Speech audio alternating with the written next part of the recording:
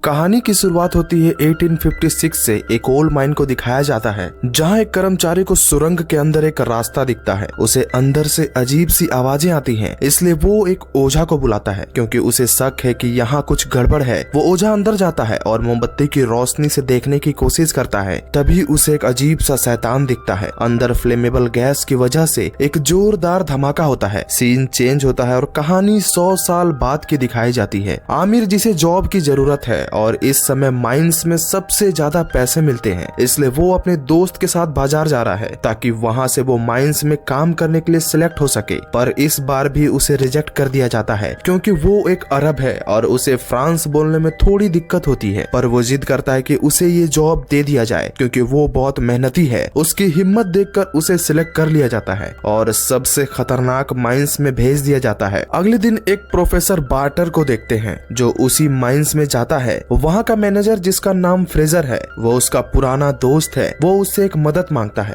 दरअसल वो माइंस के अंदर जाना चाहता है ताकि कुछ सैंपल्स कलेक्ट कर सके क्योंकि वो कुछ खोज कर रहा है। फ्रेजर उसे मना करता है क्योंकि इस उम्र में नीचे जाना जानलेवा हो सकता है। पर प्रोफेसर कहता है कि ये उसके लिए बहुत जरूरी है। वो उसे पैसे देता है जिस पे फ्रेजर मान जाता है और उसे अगले सप्ताह आने को कहता है। शाम में फ्रेजर रोलेन नाम के कर्मचारी को बुलाता है। रोलेन वहाँ के कर्मचारियों का लीडर है और बहुत बहादुर है। फ्रेजर उसे प्रोफेसर को अंदर ले जाने को कहता है। रोलन अपने लोगों की और उस प्रोफेसर की जान खतरे में नहीं डालना चाहता है, इसलिए वो मना कर देता है। मैनेजर कहता है कि अगर वो उस प्रोफेसर को नीचे ले जाएगा तो उसे और उसके टीम को अच्छे पैसे मिलेंगे। ये सुनकर वो भी राजी हो जाता है। अगले दिन आमिर उस माइंस में आता है। आज उसका पहला दिन है और वो बहुत नर्वस है। तभी सेंटनी नाम का एक वर्कर उससे मिलता है। वो उसे यहाँ के बारे में बताता है कि उसे कहाँ अपना सामान रखना है, कहाँ नहाना है, सब कुछ। तभी वहाँ रोलन आता है और उससे उसका नाम पूछता है। आमिर उसे अपने बारे में बताता है। रोलन उसे अपनी टीम के मेंबर से मिलाता है, पोलो, मिगुएल, लुइस, स्पेस और सेंटनी। आमिर उनके साथ माइंस के अंदर जाता है। जैसे जैसे वो माइंस के अंदर जाता है उसे समझ आता है कि ये जगह नर्क से कम नहीं है। पहला दिन है इसलिए आमिर को पटरी में काम करने को कहा जाता है। कुछ देर बाद पोलो आवाज लगाता है कि उसका लैंप टूट गया है, कोई उसकी मदद करे। आमिर उसके पास जाता है। तभी वो चौंक जाता है क्योंकि पोलो के पास एक घोड़ा है जिसे वो माइंस के अंदर रखता है।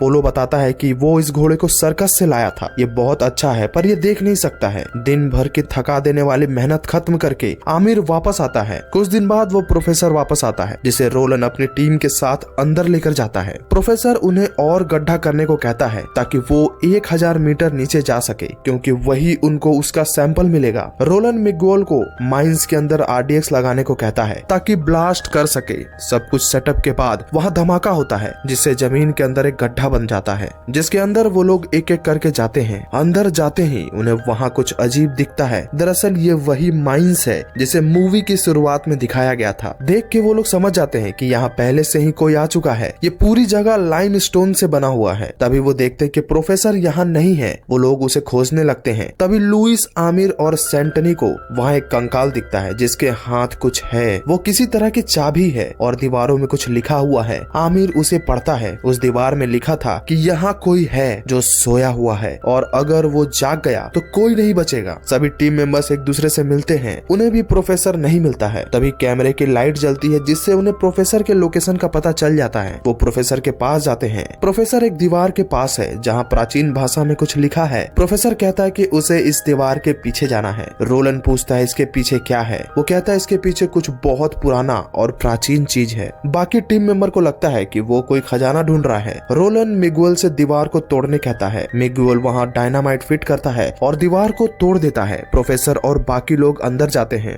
अंदर का नजारा और भी चौंकाने वाला है। देख के लगता है कि यहाँ पहले कोई दूसरी सभ्यता रहती थी जिसे प्रोफेसर ढूंढ रहा था। वो वहाँ के सैंपल्स कलेक्ट करने लगता है। रोलन को वहाँ ढेर सारे कंकाल दिखते हैं। वो प्रोफेसर से पूछता है कि ये सब क्या है। प्रोफेसर बताता है कि ये लोग शायद अंग रक्षक थे। वो उन्हें एक ताबूत दिखाता है और बताता है कि ये उनका भगवान है जिसकी पूजा ये लोग करते थे। प्रोफेसर उस ताबूत की फोटो खींचता है। रोलन वापस जाने लगता है पर तभी वो रास्ता टूट जाता है और पत्थरों से दब जाता है जिसमें सेंटनी घायल हो जाता है। वो लोग सेंटनी को मलबे से बाहर निकालते हैं। सेंटनी बहुत बुरी तरह घायल हो चुका है और चल नहीं सकता है। वो लोग उसे एक लकड़ी के पट्टे में लिटाते हैं। अब उनके पास बाहर जाने का कोई रास्ता नहीं है पर उन्हें यकीन है कि किसी माइनर ने जरूर उनको सुना होगा। तभी उनमें से एक बताता बताता है कि माइंस में कोई नहीं है। ये सुनकर रोलन को गुस्सा आता है। वो प्रोफेसर से पूछता है कि क्या तुमने ऐसा किया? प्रोफेसर कहता है हाँ, क्योंकि मैं नहीं चाहता हूँ कि कोई ये जाने कि हम यहाँ क्यों आए थे। रोलन उसे धमकी देता है कि अगर उसके एक भी माइनर को कुछ हुआ तो वो उसे जिंदा नहीं छोड़ेगा। तभी पोलो उसे रोकता है और कहता है कि लड़ने से कुछ नहीं होगा, हमें यहाँ से बाहर जाने का रास्ता ढूंढना चाहिए। रोलन पोलो और आमिर को दीवारों में दरार ढूंढने को कहता है ताकि उसे उड़ाकर बाहर जाने का रास्ता मिल सके। आमिर देखता है पोलो और लुइस उस कब्र को खोलने की कोशिश कर रहे हैं। आमिर उन्हें ऐसा करने से रोकता है। लुइस उसे धमकी देता है कि वो अपने काम से काम रखे क्योंकि ये माइंस ज्यादा दिन नहीं चलने वाला है और उन्हें पैसे चाहिए। अगर इस ताबूत में उन्हें कुछ मिला तो वो पूरी जिंदगी चैन से जी पाएंगे।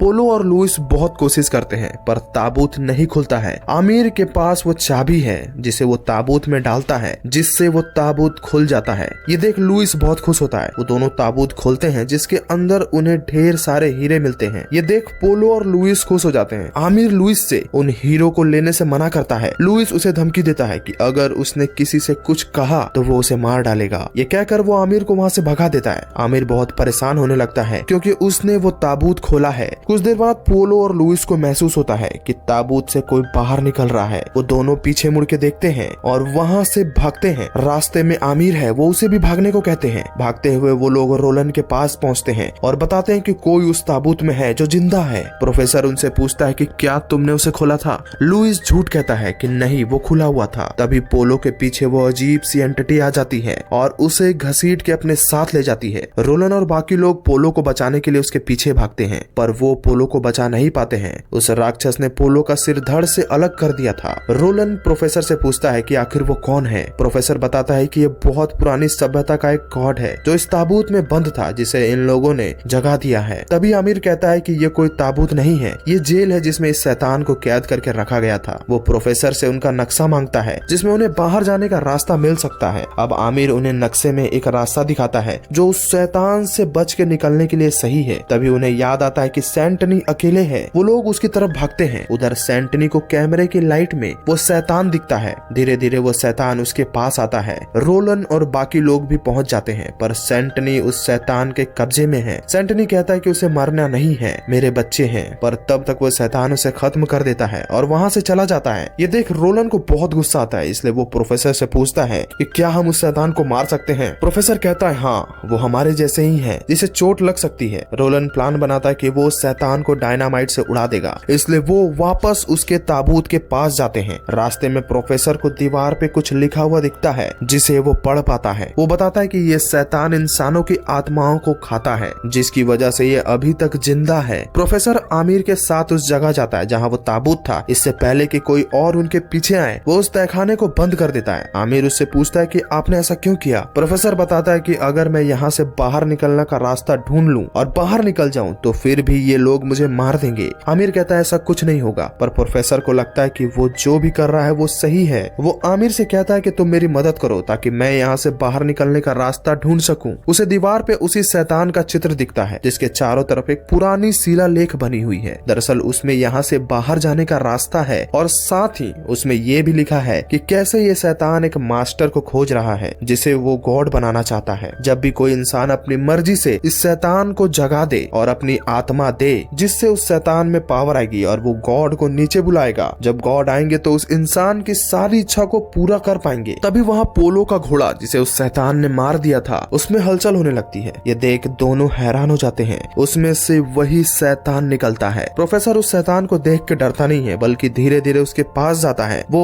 ऊपर वाले का शुक्रिया करता है और शैतान को कहता है कि वो मास्टर है। वो शैतान से जाकर लिपट जाता है। उसे लगता है कि ये शैतान उसे कुछ नहीं करेगा, पर वो शैतान उस प्रोफेसर को भी मार देता है। आमिर समझ जाता है कि प्रोफेसर की सोच गलत है। उसने जो भी पढ़ा या फिर जो भी उसे पता है वो सब बेकार है, इसलिए वो वहाँ से भाग जाता है। आमिर भागकर गुफा के दरवाजे के पास बैठ जाता है। तभी बाहर से रोलन और बाकी लोग उस पत्थर को हटाते हैं और आमिर को बाहर खींच लेते हैं और गुफा का दरवाजा वापस बंद कर देते हैं। रोलन पूछता है कि प्रोफेसर का क्या हुआ? आमिर बताता है कि वो मर चुका है। ये सुनकर लुइस कहता है कि चलो एक मुसीबत तो गया। ये सुनकर आमिर को बहुत गुस्सा आता है और वो लुइस का कॉलर पकड़ लेता है। आमिर रोलन के सामने बता देता है कि लुइस और पोलो ने ही उस ताबूत को खुलवाया था, उसके पास हीरे भी है। ये सुनकर रोलन उसके बैग को चेक करता है जिसमें हीरे है। ये देखकर मिग्योल और रोलन उस पर भड़क जाते हैं और उसे मारने लगते हैं क्योंकि उसकी वजह से वो लोग इस खतरे में फंसे हैं। रोलन उससे वो हीरे ले लेता है और कहता है कि ये सब पोलो और बाकी मरे हुए लोगों के घर वाले को मिलेंगे। लुइस कहता है कि इसके लिए हमें यहाँ से बाहर निकलना होगा। आमिर वहाँ से बाहर निकलने का रास्ता देखने लगता है कि तभी उन्हें कुछ आवाज आती है। रोलन सभी को अपनी लाइट बंद करने को कहता है। सभी लाइट बंद कर देते हैं और वहाँ अंधेरा हो जाता है, पर लुइस को घबराहट हो रही थी, इसलिए वो वापस से अपनी लाइट ऑन कर देता है। तभी उसके सामने वही शैतान आ जाता है और लुइस को मारने वाला होता है, पर तभी मिगुएल उस शैतान पे हमला करने की कोशिश करता है,